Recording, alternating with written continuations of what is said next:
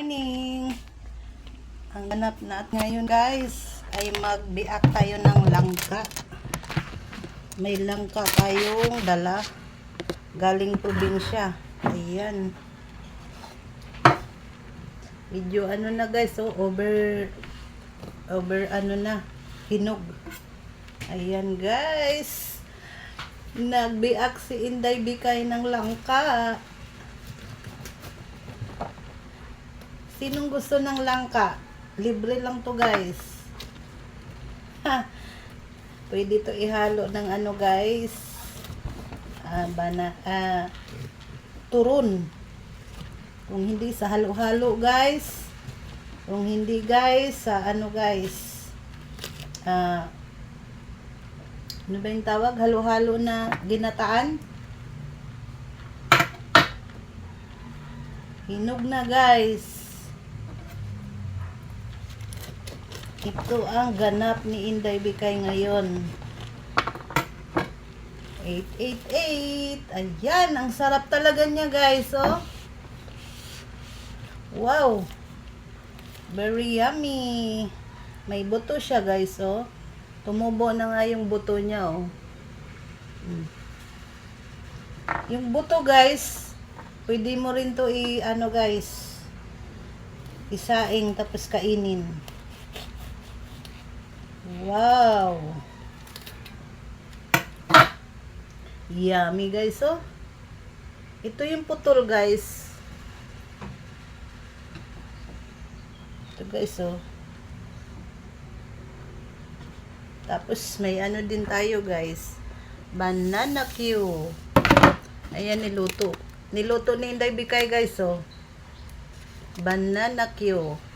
Mga ano to guys, dala ko galing probinsya. Mag-thank you lang ako sa pinsan ko guys na bigay sa langka at saka sa saging. Umpisahan na natin tong kainin guys kay medyo hinog na. Sinong gustong kumain ng langka? Ano ba English sa langka guys? Jackfruit? Ay ano ba? Tama ba ako guys?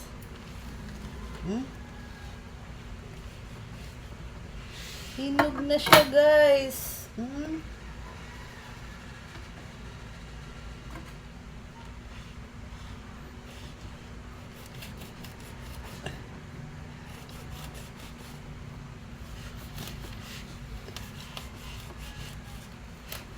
Ay shit. Nako, na ano pa yung lamisa ko guys. Babasag pa ang lamisa ko.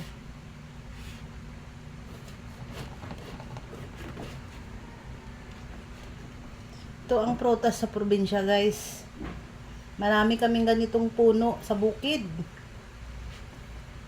Pag ano na guys, medyo matanda na yung langka, tinatanggal na namin sa puno.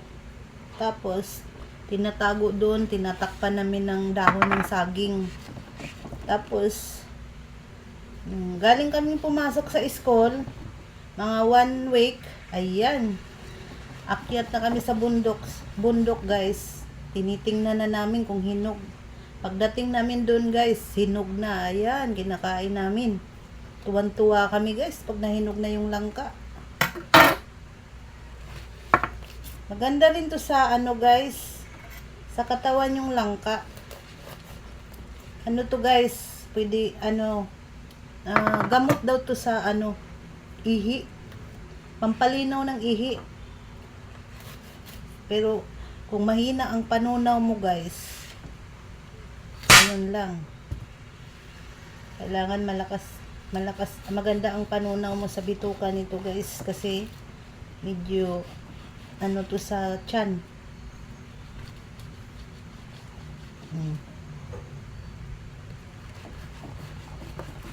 Ito guys, yung isang hati, bigay ko to sa anak ko. Kasi wala namang kumakain nito guys eh. Ako lang.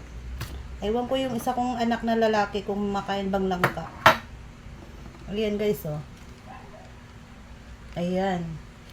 Ang bango-bango niya guys. Ang bango. Malaki to guys. Ikwento ko to sa inyo guys, hindi nga sana to isa kay sa sa Pajero ng pinsan ko, yung sinasakyan namin pa uwi. Kasi daw, ang kasabihan daw sa Langka guys, pag sinakay sa sasakyan, sobra sa 24 hours ang biyahe namin pa uwi ng Maynila, galing probinsya. Bawal daw to isakay sa kutsi. Kay daw, kasabihan, maplatan daw yung gulong dahil 'di ba nga tinik-tinik ang langka. Ayan parang sumpa ba, sinusumpa, sumpa daw sa biyahe kasi nga matinik na prutas. Pero hindi naman ako naniniwala guys, ilang beses na ako nagdala ng langka galing probinsya. Hindi naman kami naplatan.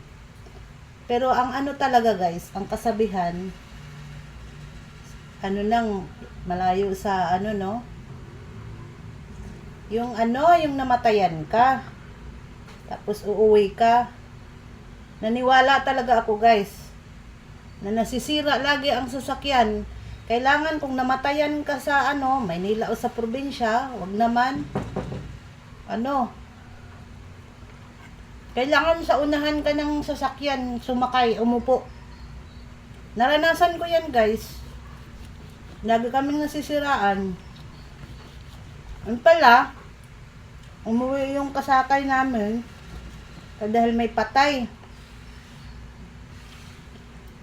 Kada andar ng bus, na yung gulong, ilagi namang chinichik sa shop. Ngayon nagkwento na, pinauna na siyang umupo. Ayun, tuloy-tuloy na yung biyahe namin. Hanggang dito na lang ako guys. Thank you for watching.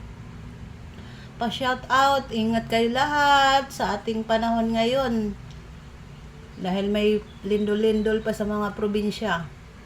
At magdasal tayong lahat na sana malayo tayo sa kasamaan ng panahon. Magpapasko pa naman din. Lagi lang tayong maghigpit sa pagdasal guys. Yan ang importante sa buhay natin. Huwag tayong magmataas sa ating kayamanan, sa ugali natin. Ang importante magdasal. Magdasal tayo sa Panginoon. Thank you guys for watching. Bye-bye. Shout out sa inyong lahat. Paki-subscribe, naman guys, paki-suporta sa aking channel. Bikay Maribik Sinahon. Bye-bye, Mama Chuchup.